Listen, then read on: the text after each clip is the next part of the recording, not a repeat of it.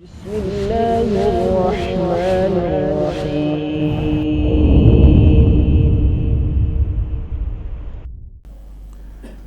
Assalamualaikum warahmatullahi wabarakatuh. Bismillahirrahmanirrahim. Alhamdulillahi rabbil alamin. Wassalatu wassalamu ala sayyidil anbiya'i wal mursalin, Nabiyyina Muhammadin wa ala alihi wa sahbihi wa man tabi'a hudahu ila yaumiddin.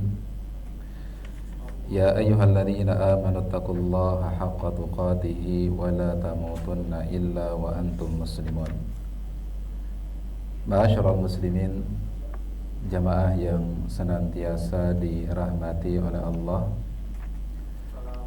Alhamdulillah, segala puji dan syukur kita panjatkan kepada Allah Subhanahu wa taala atas segenap limpahan karunia dan nikmat yang telah Allah Subhanahu wa taala anugerahkan kepada kita semua. Ma'asyiral muslimin, jamaah yang senantiasa dirahmati oleh Allah.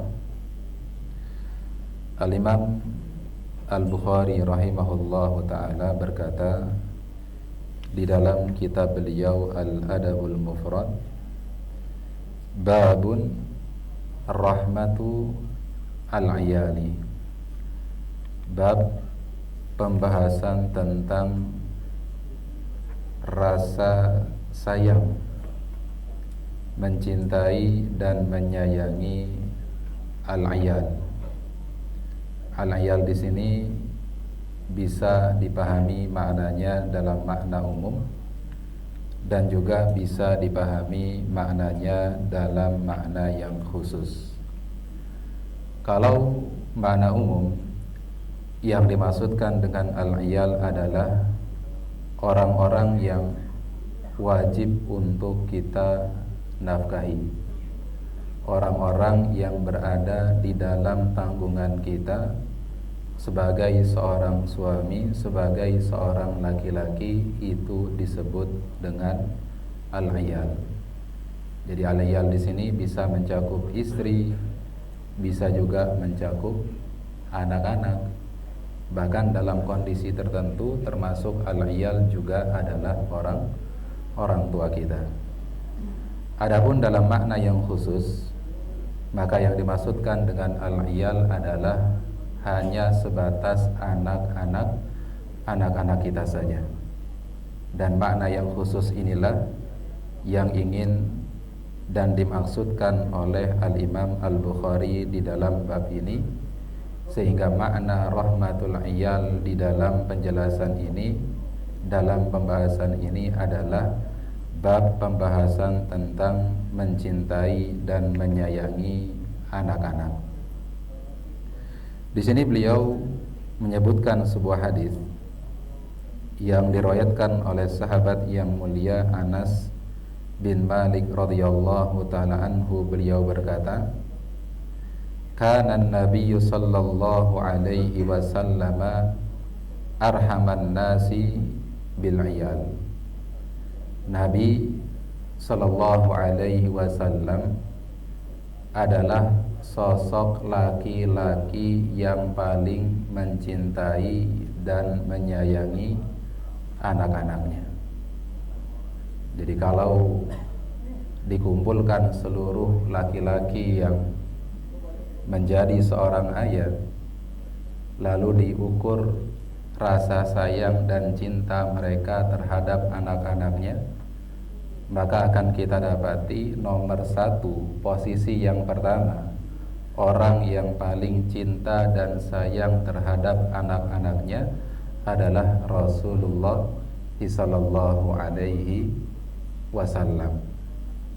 Dan Nabi kita yang mulia sallallahu alaihi wasallam mendorong dan memotivasi umatnya untuk menyayangi dan mencintai anak-anaknya. Dan perasaan cinta ini harus diperlihatkan di hadapan anak-anak kita, bukan disembunyikan. harus diperlihatkan dan harus anak-anak kita tahu dan sadar bagaimana kita sebagai orang tuanya, sebagai ayahnya benar-benar sayang dan cinta kepada mereka. Maka Nabi Shallallahu Alaihi Wasallam memberikan teladan kepada kita. Nabi tidak segan-segan menyampaikan dan mengungkapkan perasaan cinta beliau kepada anak-anak beliau dan kepada cucu-cucu beliau. Maka disebutkan dalam sebuah riwayat, ketika Nabi Shallallahu Alaihi Wasallam menggendong kedua cucunya, Al Hasan dan juga Al Husain, maka Nabi Shallallahu Alaihi Wasallam kemudian berkata kepada para sahabatnya, bahwasanya ketahuilah kedua cucuku ini adalah sosok yang aku cintai, maka aku juga berharap kalian para sahabat mencintai kedua cucuku ini. Jadi ini perlu ya mengungkapkan perasaan cinta kita secara verbal kepada anak-anak kita, itu adalah sesuatu yang penting. Ini salah satu tujuannya adalah untuk membangun kedekatan, membangun bonding dengan siapa? Dengan anak-anak kita. Agar anak kita tahu kalau kita sedang marah, kita marahin mereka itu bukan karena kita benci. Kita marah sama mereka itu, maka dasarnya jelas, dasarnya adalah karena kita sayang dan cinta sama mereka. Beda halnya kalau kemudian perasaan cinta ini kita pendam kepada anak-anak kita. Anak-anak kita nggak pernah dengar pujian dari ayahnya, nggak pernah dengar ucapan sayang dan cinta secara langsung dari ayahnya. Padahal yang dia terima setiap hari adalah omelan, marahan dari siapa? Amarah dari ayahnya. Maka ini akan tentunya membuat persepsi di pikiran anak tersebut bahwasanya orang tuanya, bahwasanya ayahnya tidak mencintainya dan menyayanginya. Maka sekali lagi, hadis-hadis yang dibawakan di sini adalah bagaimana Nabi Shallallahu Alaihi Wasallam mendorong kita umatnya agar menjadi sosok ayah yang benar-benar menyayangi dan mencintai anak-anaknya. Bahkan perasaan sayang dan cinta tersebut harus kita tunjukkan dan perlihatkan kepada anak-anak kita. Jadi kata Anas bin Malik, Nabi Shallallahu Alaihi Wasallam adalah sosok ayah yang paling sayang kepada anak-anaknya. Wa kana lahu ibnun mustardahun fi nahiyatil Madinah. Dan dulu beliau punya seorang putra yang dalam riwayat yang lain yang dimaksudkan di sini adalah putra beliau, yaitu Ibrahim. Ya, putra beliau Ibrahim. Yang salah satu ya momen yang paling kita ingat berkenaan tentang Ibrahim putra Nabi Sallallahu Alaihi Wasallam adalah pada saat Ibrahim wafat, pada saat Ibrahim meninggal dunia di waktu kecilnya. Maka di saat itu ya berbarengan dengan terjadinya peristiwa gerhana, sehingga masyarakat ketika itu menghubungkan dan mengkaitkan antara wafatnya putra Nabi Sallallahu Alaihi Wasallam dengan peristiwa gerhana ketika itu. Nah, jadi ya yang dimaksudkan dengan anak di sini sekali lagi adalah putra beliau Ibrahim. Maka kata Anas bin Malik, ketika putra beliau ini Ibrahim ini dititipkan dan disusui ya pada seorang wanita, pada sebuah keluarga yang rumahnya terletak di ujung Madinah. Ya, di ujung Madinah.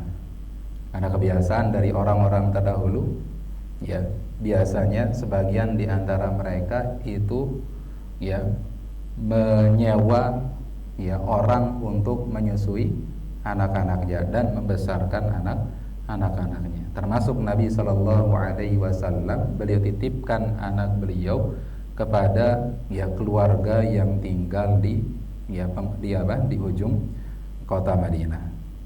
Wa kana zi'ruhu qainan, dan suami dari wanita yang menyusui putra Nabi Muhammad Shallallahu Alaihi Wasallam yang bernama Ibrahim tadi, itu profesinya adalah sebagai tukang besi, seorang pandai besi.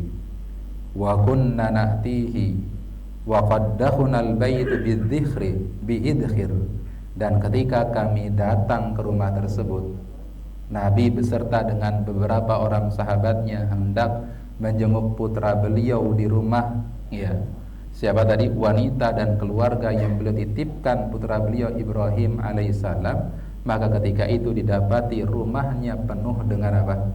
Penuh dengan asap, penuh dengan asap.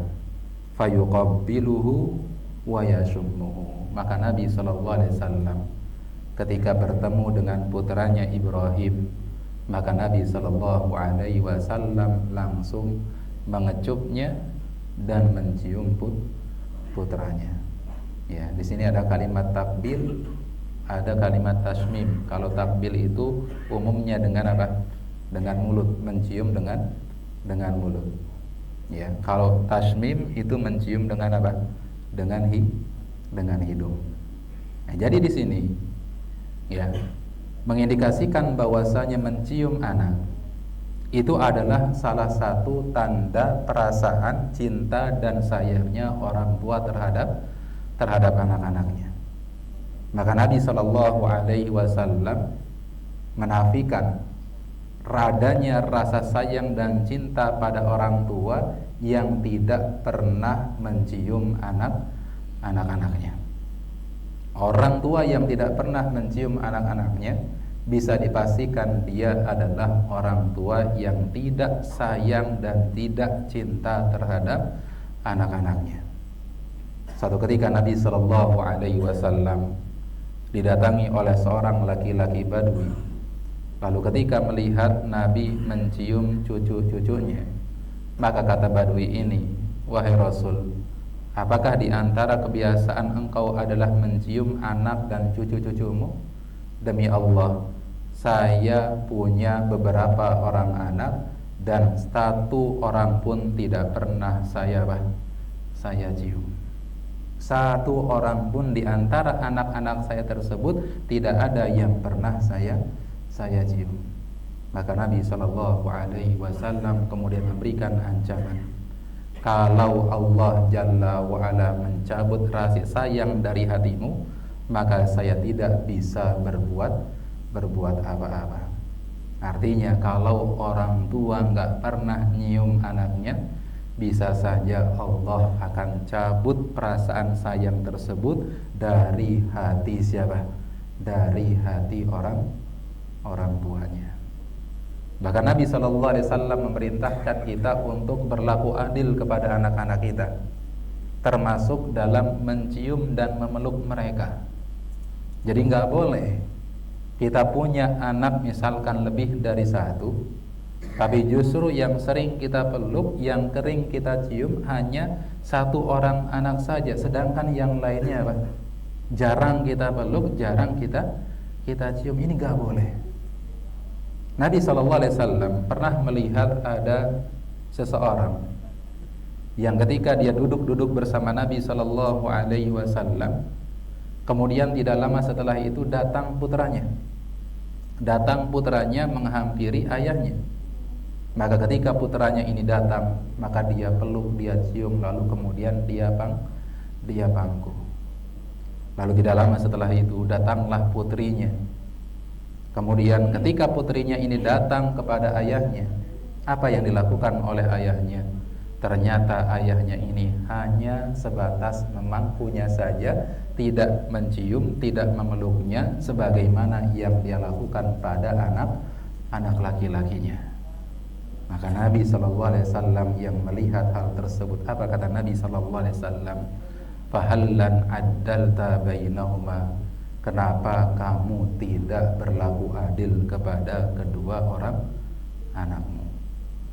Nah, ini perkara yang sering kita lalaikan, Pak. Apalagi kalau kemudian kita ya punya anak yang baru masih kecil. Biasanya emosi kita itu lebih condong kepada siapa? Kepada anak kita yang paling kecil. Biasanya perasaan sayang kita itu lebih kuat kepada anak kita yang lebih kecil, lalu kita melupakan siapa? Anak-anak kita yang apa? Anak yang pertama, anak yang kedua yang lahir lebih dulu.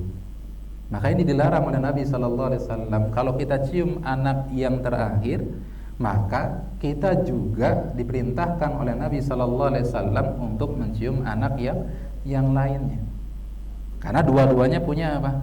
Punya hak yang sama, mendapatkan rasa sayang dan cinta yang sama serta perhatian yang sama dari siapa? Dari orang tuanya. Nah, kita saja sebagai orang tua, kita tentunya menuntut seluruh anak-anak kita menjadi anak-anak yang berbakti sama kita. Kita menuntut anak kita seluruhnya itu berbuat baik kepada kita. Maka sebagaimana kita ingin seluruh anak-anak kita itu berbakti kepada kita, maka demikian pula seharusnya kita sebagai orang tua juga harus memberikan perhatian, cinta dan sayang yang sama kepada siapa? Kepada anak-anak kita. Ya, jadi ya sekali lagi ya, jadi yang namanya perasaan sayang, perasaan cinta kepada anak-anak itu harus ditunjukkan, harus diperlihatkan, harus anak-anak itu merasa dirinya benar-benar dicintai dan disayangi oleh orang tuanya, dan menunjukkan perasaan sayang dan cinta kita kepada anak-anak kita ini bisa ditunjukkan dengan yang pertama tadi, dengan ucapan-ucapan, dengan perkataan-perkataan, ya, dengan verbal, atau bisa juga ditunjukkan dalam bentuk perbuatan. Ya, salah satu yang menunjukkan kita cinta dan sayang sama anak-anak kita adalah dengan apa? Dengan memeluknya, dengan menciumnya, ya, dan hal-hal yang lainnya. Kemudian di dalam hadis yang lainnya, itu hadis yang diriwayatkan oleh sahabat Abu Hurairah radhiyallahu taala anhu. An Abi Hurairah radhiyallahu anhu qala, ya, dari Abu Hurairah semoga Allah meridhoinya, beliau berkata, Atan Nabiy sallallahu alaihi wasallam rajulun wa ma'ahu sabiyyun. Satu ketika ada seorang laki-laki mendatangi Nabi sallallahu alaihi wasallam yang ketika itu dia datang bersama dengan putranya. Jadi ada seorang laki-laki bersama putranya yang masih kecil itu datang kepada Nabi sallallahu alaihi wasallam. Faja'ala yadhummuhu ilaihi. Maka Nabi melihat sang ayah ini memeluk putranya dengan erat sekali. Dia peluk dan dia gendong anaknya dengan erat sekali. Faqala Nabi sallallahu alaihi wasallam. Lalu kemudian Nabi sallallahu alaihi wasallam bersabda. Beliau bertanya kepada laki-laki tersebut, Atarhamhu, apakah engkau mencintai putramu ini? Ya, lihat di sini Nabi ya bertanya kepada sang ayah, kepada laki-laki tersebut, apakah engkau menyayangi dan mencintai putramu ini? Qala, lalu kemudian kata laki-laki tersebut, na'am, iya wahai Rasul, saya mencintai dan menyayangi putra saya. Qala, lalu kemudian kata Nabi sallallahu alaihi wasallam, dan ini adalah keutamaan daripada mencintai dan menyayangi anak-anak. Apa kata Nabi sallallahu alaihi wasallam? Beliau berkata, "Fallahu arhamu bika minka bihi wa huwa arhamur rahimin." Ketahuilah, Allah lebih menyayangimu melebihi rasa sayangmu kepada siapa? Kepada putramu. Artinya, kalau orang tua sayang sama anak-anaknya, maka dengan perasaan sayang dan cinta kepada anak-anaknya tersebut, dia akan mendapatkan rasa cinta dan sayang dari siapa? Dari Allah Subhanahu wa ta'ala. Bahkan rasa sayang dan cinta yang dia dapatkan dari Allah itu lebih berlipat-lipat nilainya, berlipat-lipat besar dan keutamaannya dibandingkan dengan perasaan cintanya terhadap siapa? Terhadap anak-anaknya. Ya, makanya Nabi ya dalam banyak sekali hadis senantiasa kemudian mendorong kita untuk menyayangi orang-orang di sekitar kita. Karena dengan cinta kita, dengan sayang kita kepada orang-orang yang di sekitar kita, itu bisa mendatangkan kecintaan dan juga kasih sayang dari siapa? Dari Allah Subhanahu wa ta'ala. Dan ya kita yakin setiap orang tua itu pasti sayang sama siapa? Sayang sama anak-anaknya. Ya, sayang sama anak-anaknya. Gak ada orang tua yang gak sayang sama anak-anaknya.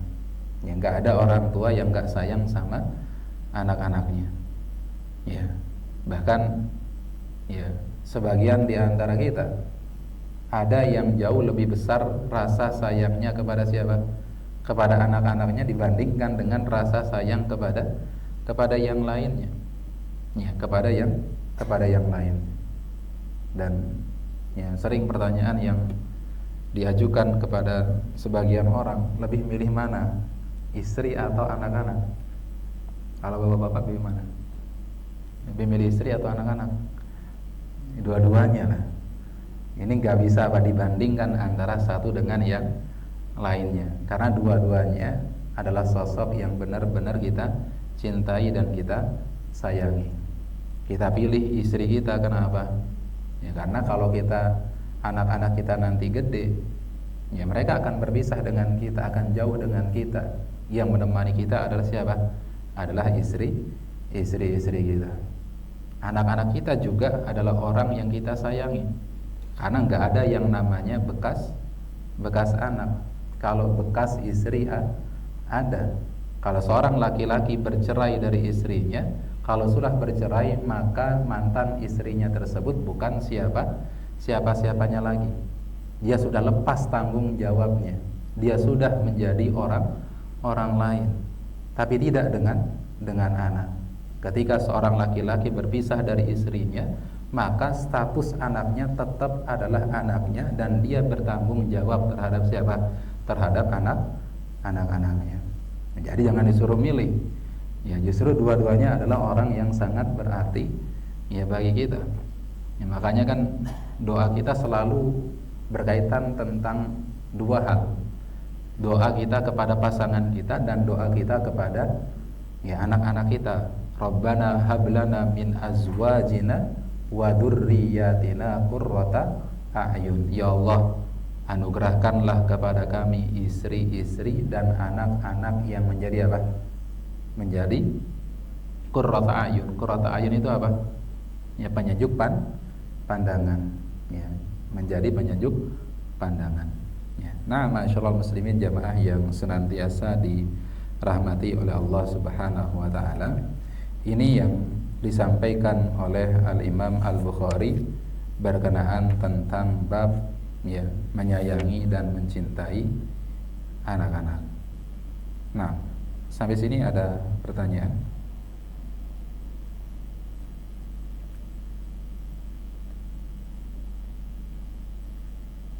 Termasuk yang perlu diperhatikan adalah dalam memberi hadiah ya Pak. Kita kalau ngasih hadiah juga sebisa mungkin apa? Adil. Ya, adil di sini bukan kemudian harus sama rata. Ya. Kalau kemudian ngasih hadiah boleh nggak sama rata, tapi kalau bisa nilainya itu tidak terlalu jauh perbedaannya antara satu dengan yang lainnya. Menghibahkan sesuatu, menghadiahkan sesuatu kepada anak-anak kita itu harus adil. Makanya Nabi SAW suatu ketika didatangi oleh salah seorang sahabatnya. Beliau diminta untuk menjadi saksi bahwasanya dia ingin memberikan hadiah, memberikan hibah kepada salah seorang anaknya. Maka Nabi kemudian justru balik bertanya kepada sahabat tersebut, apakah hibah dan hadiah tersebut engkau berikan kepada seluruh anak-anakmu atau hanya engkau berikan kepada satu orang anak saja? Maka kemudian kata sahabat tersebut, ya, saya hanya berikan hadiah itu kepada satu orang anak saya saja. Maka Nabi kemudian mengatakan, saya tidak mau menjadi saksi dari perbuatan kezaliman. Ya, jadi nggak boleh. Ya, orang tua itu hanya menghibahkan misalkan rumah ini kepada anak yang satu saja, sedangkan yang lainnya tidak diberikan hibah yang sama. Ya, sedangkan yang lainnya tidak diberikan hibah yang sama. Jadi kalau kita berikan hadiah kepada salah seorang di antara anak kita, maka yang lainnya juga harus apa? Harus kita berikan apa? Berikan hadiah. Ya, harus diberikan hadiah. Nah, wallahu taala alam bisawab. Nah, sampai sini ada pertanyaan. Nah, kalau tidak ada kita lanjutkan baca satu hadis lagi. Ya, bab berkenaan tentang rahmatu al-bahaimi. Mengasihi dan menyayangi al-bahaim. Al-bahaim itu apa? Binatang. Ya. Bab penjelasan tentang menyayangi hewan, menyayangi binatang. Di sini beliau menyebutkan sebuah hadis yang diriwayatkan oleh sahabat yang mulia Abu Hurairah radhiyallahu taala anhu, anna Rasulullah sallallahu alaihi wasallam qala, Nabi sallallahu alaihi wasallam bersabda. Insyaallah ini hadisnya cukup masyhur ya. Bainama rajulun yamshi bi tariqin ishtadda bihil 'atashu. Ada seorang laki-laki yang sedang berjalan di sebuah jalan, lalu kemudian ia dihinggapi rasa haus yang luar biasa. Ya, dia berjalan, ya, kemudian timbul rasa haus. Fawajada bi'ran fanazala fiha, lalu kemudian tidak jauh dari situ dia mendapati ada sebuah sumur, lalu dia pun turun ke dalam sumur tersebut.